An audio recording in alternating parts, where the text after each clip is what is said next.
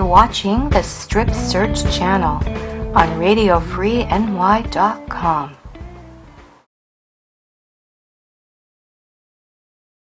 Hi, I'm Christine Comaford, and you are watching Radio Free Personal Growth from National Speakers Association in New York City. Rock on, Renegades.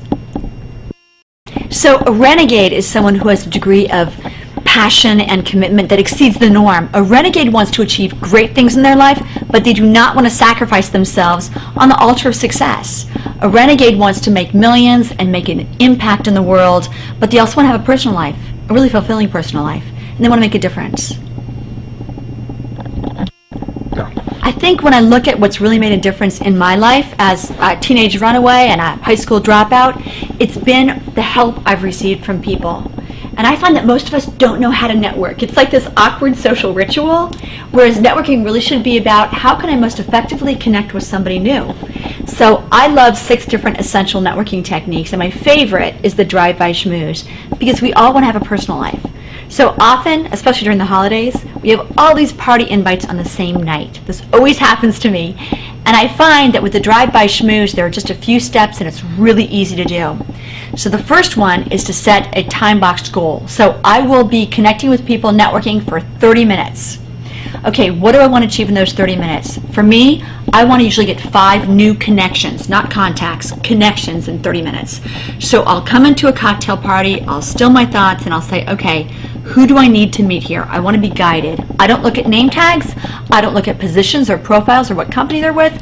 I just want to find out who do I need to be guided to. I'll walk up to the people that I feel energy with, and I'll basically do what I call palm up networking. I will ask them what business they're in, how they got into that business, what their ideal customer is, and that helps me establish rapport with them and find out what they care about. And then I help them get what they want, and as a result, they'll help me later. But the universe has a perfect accounting system. If you do palm up networking and help people get what they want first, it's going to come back to you. So often we do palm down networking. When we're working that cocktail party trying to find somebody who has something for us, it doesn't work. It'll backfire every time, and it won't build your brand as someone who wants to add value. And if your brand equals someone who wants to add value and someone who delivers results, your brand will be golden and it will last you for decades. And so often we get stopped with challenges in life. We get rejected, or we have a so-called failure, and that really slows us down. That's why in Rules for Renegades we talk about rocking rejection and finessing failure. Because rejection happens only for one of 2 reasons. Either you're pitching to somebody, you're offering somebody something, and they're not a truly qualified lead. They don't want what you have.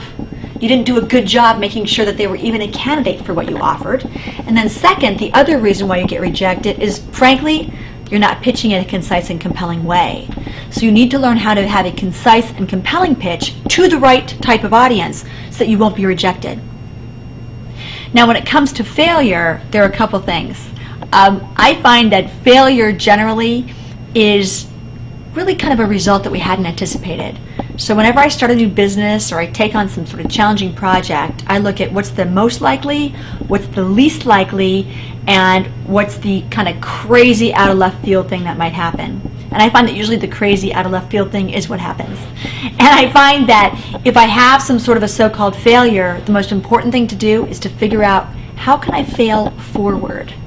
So for instance, in Rules for Renegades, I talk about starting a ridiculous business where I did no homework at all, starting American Geisha Inc. And what I learned from that business disaster was, oh my gosh, I'm actually good at sales. I didn't know I had a sales skill set. So from there, I went on to start corporate computing, and we got 700 of the Fortune 1000 as our customers in just a few years.